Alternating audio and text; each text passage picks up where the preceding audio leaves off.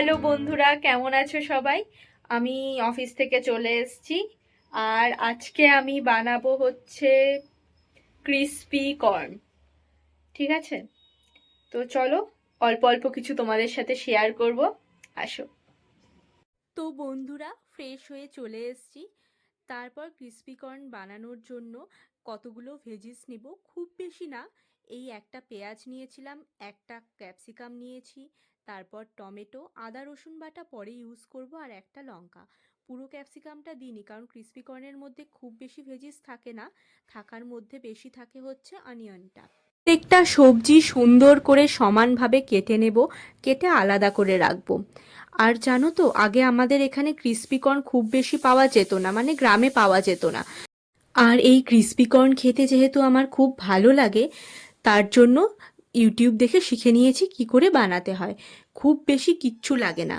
আর হ্যাঁ, কর্নটাকে কিন্তু আমি এমনি সিদ্ধ করাই থাকে প্যাকেটের মধ্যে, কিন্তু তবুও জলের মধ্যে অল্প লবণ দিয়ে কর্নটা আবার সিদ্ধ করতে বসিয়ে দিয়েছি, যাতে একদম সফট থাকে।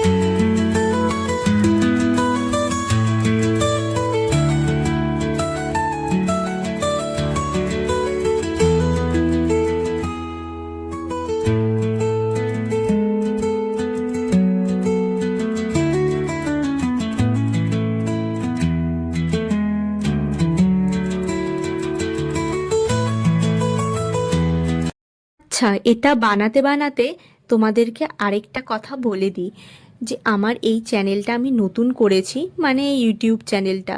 প্লিজ আমাকে যদি একটু সাপোর্ট করো, মানে আমার চ্যানেলকে সাবস্ক্রাইব করো আর আমার ভিডিওকে লাইক করে একটু সাপোর্ট করো, তাহলে খুব ভালো হয়।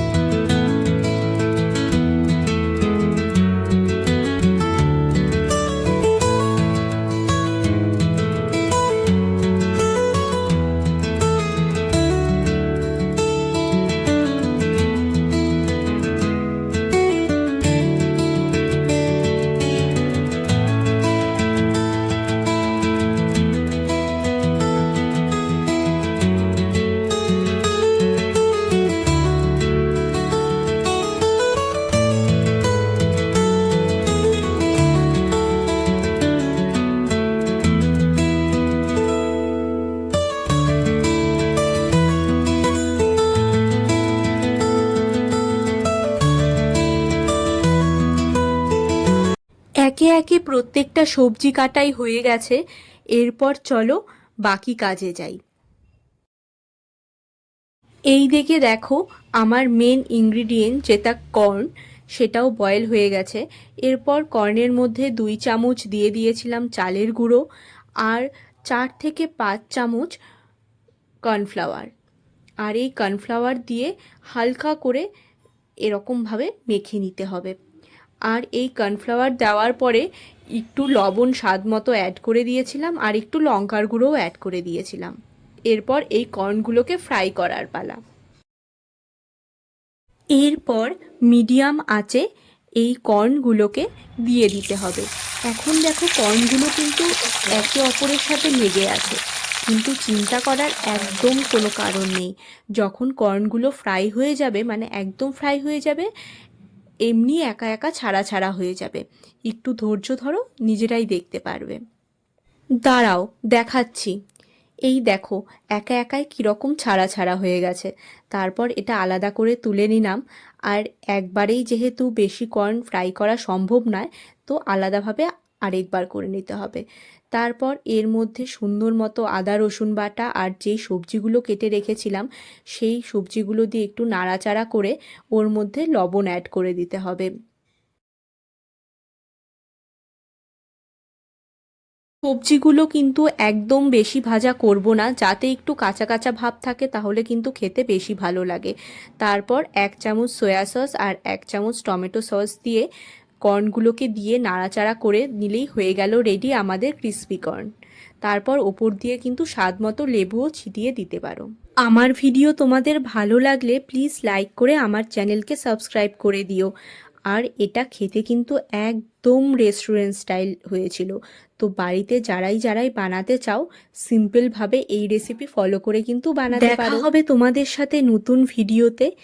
এখন টাটা, ভালো থেকো।